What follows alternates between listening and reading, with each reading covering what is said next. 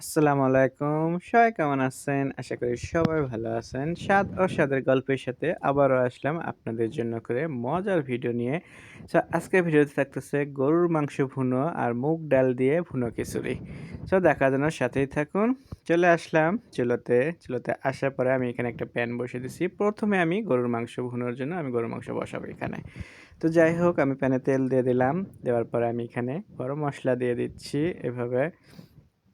বাসায় যখন আপনারা এভাবে গরুর মাংস ভুনা আর খিচুড়ি করবেন দেখবেন যে এর সাথে শুধু সালাদ হলেই হবে আর অন্য কোনো কিছু লাগবে না। এটা দিয়ে আপনারা মজা করে খেতে পারবেন। তো গরুর মাংস ভুনার জন্য করে আমি এখানে দিয়ে দিচ্ছি পেঁয়াজ বাটা। গরম মসলা দেওয়ার পরে পেঁয়াজ বাটা দিয়ে দিচ্ছি এখানে পরিমাণ মতো আর দিয়ে দিচ্ছি আদা রসুন বাটা। তো এখানে আমি দিয়ে দিচ্ছি রসুন বাটা আর হলো আদা বাটা। তো দেখতেই পারছেন। আমি কিন্তু এগুলো সবসময় পরিমাণ করে দিয়ে দিই। কারণ রেগুলার যেহেতু রান্না করতে হয়, রান্না করতে, করতে একটা স্পাট এসে যায় যে কোনটাতে কতটুকু লাগবে মসলা, আমি কিন্তু ওইভাবেই ব্যালেন্স করতে পারি। তাতে এখন মসলাটাকে কষানোর জন্য করে আমি এখানে দিয়ে দিচ্ছি একটু পানি, গরম পানি। দিয়ে আমি মসলাটাকে একটু কষায় নেব সুন্দরভাবে। আর এখানে যেহেতু পেঁয়াজ বাটা, তো এজন্য করে আমি একটু সময় নিয়ে মসলাটাকে কষাবো। এখন আমি এখানে দিয়ে দিচ্ছি স্বাদ মতো লবণ। তো লবণটা আপনারা অবশ্যই শুরুতেও দিতে পারেন, আবার মসলা কষানোর পরেও দিতে পারেন, কোনো অসুবিধা নেই। দিয়ে দিলাম লাল মরিচের গুঁড়ো, দিয়ে দিচ্ছি হলুদ পাউডার। তো হলুদ পাউডার দিয়ে দিলাম আর এখানে একটু দিয়ে দিতে হবে আমার কালারটার জন্য কাশ্মীরি পাউডার, যেহেতু ঝাল হবে না তো এই জন্য করে আমি এখানে কাশ্মীরি পাউডার দিচ্ছি।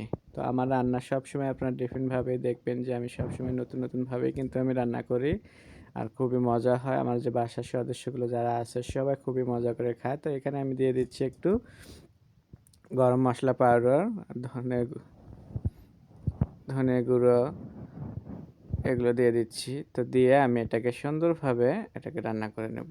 তো মশলাটাকে আমি এখন ভালোভাবে কষানোর জন্য করে আমি এখানে দেখতেই পারছেন আমি চুলাতে করতেছি। ওইদিকে কিন্তু আমি খিচুড়ির চাল, ডাল সবকিছু ধুয়ে আমি রেখে দিচ্ছি। মশলাটা কষানোর জন্য করে আমি আবারও পানি দিয়ে দিলাম এটা। কারণ যেহেতু পেঁয়াজ বাটা এজন্য করে অনেক সময় নেই, আমি মশলাটাকে কষে নিচ্ছি। নেওয়ার পরে আমি এখন দিয়ে দিচ্ছি এখানে গরুর মাংস। গরুর মাংসটা আগে থেকে আমার ধুয়ে কেটে রাখা একদম ইয়ে করা ছিল। তো এই হলো গরুর মাংস দিয়ে দিচ্ছি। গরুর মাংসটা এত ভালো, আমার ২ প্যাকেট ছিল। আমি এর আগে ১ প্যাকেট রান্না করেছি। খুব অল্প সময়ে সিদ্ধ হয়ে যায়, খেতেও স্বাদ লাগে। তো আজকে আমার যে গরুর মাংস একই প্যাকেটের, একই রকমের। তো এটাও কিন্তু তেমন একটা সময় লাগবে না। খুব অল্প সময়ে আমার ভুনাটা হয়ে যাবে। তো দেখতেই পারছেন মসলাটার সাথে আমি গরুর মাংসটাকে সুন্দরভাবে কষায় নিচ্ছি। আর খিচুড়িটা যেহেতু তাড়াতাড়ি হয়ে যায় এজন্য করে খিচুড়িটা কিন্তু আমি পরে বসাবো একটু। যেহেতু হাফ মাংসটা একটু হয়ে গেলে মাত্র সেদ্ধ, তারপরে আমি খিচুড়ি বসিয়ে দেবো। তো এখন ঢাকনা দিয়ে দিচ্ছি। ঢাকনা দিয়ে আমি বেশ কিছু সময় নিয়ে আমি এটাকে রান্না বান্না করে নিচ্ছি, দেখতেই পারছেন।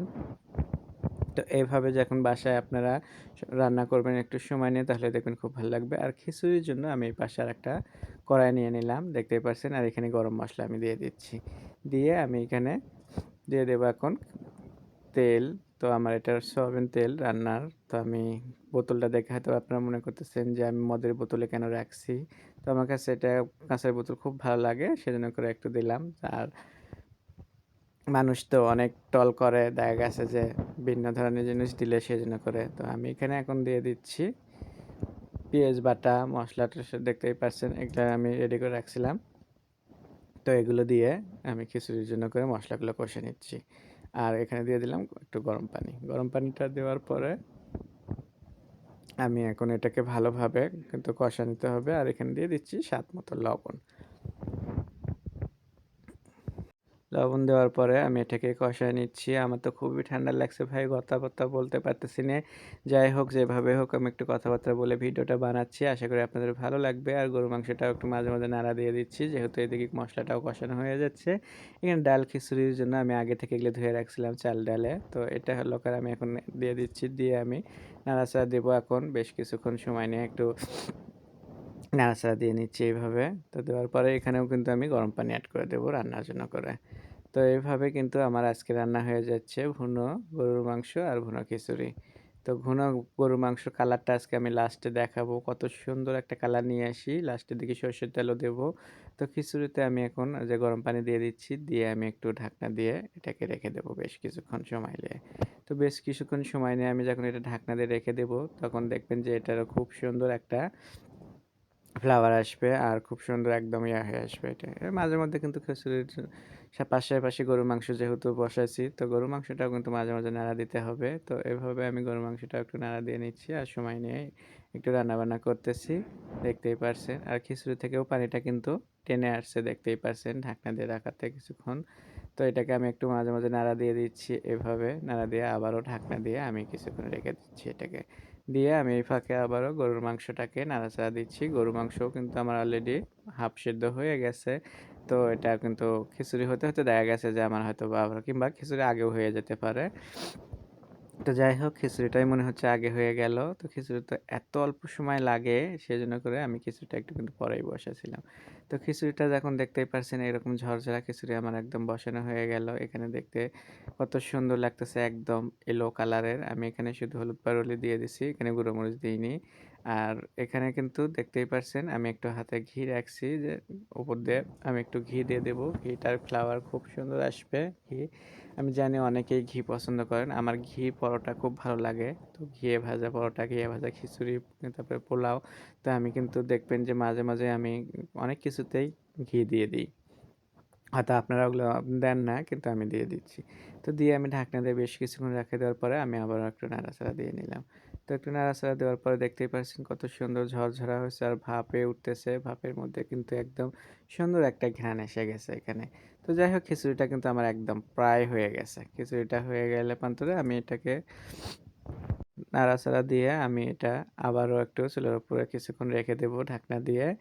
তো এভাবে হলো খিচুড়ি রান্না করে দেখবেন বাসায় তাহলে দেখবেন যে খুবই মজা লাগবে। আর পাশেই তো হলো গরুর মাংস ভুনো।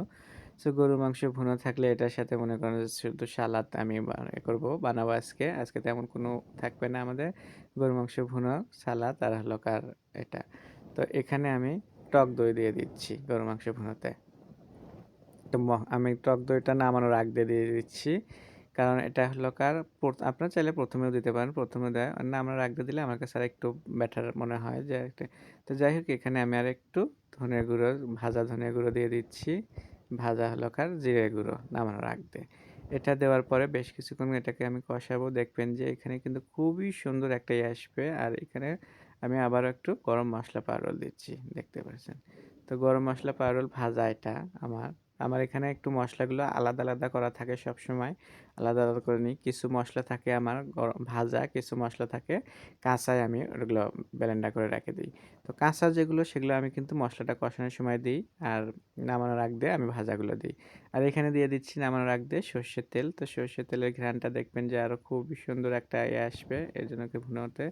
তো এটা আমার দেখা যাচ্ছে ভালোভাবে নাড়াচাড়া করে আমি নিচ্ছি দেখতেই পাচ্ছেন। আর এটার কালার কিন্তু একদম কি সুন্দর এসে গেছে আমি আপনাদেরকে বলে বোঝাতে পারবো না। খিচুড়িটা যেহেতু আমি একটু সরাই দিছি চুলাতে আমি চেঞ্জ করে নিয়ে আসছি তো আপনাদেরকে কাছে থেকে দেখানোর জন্য করে।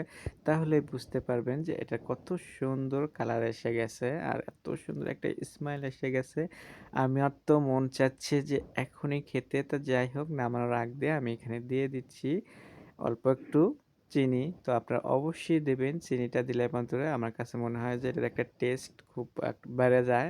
ভালো লাগে। তো এর জন্য করে আমি এখানে চিনিটা দিলাম।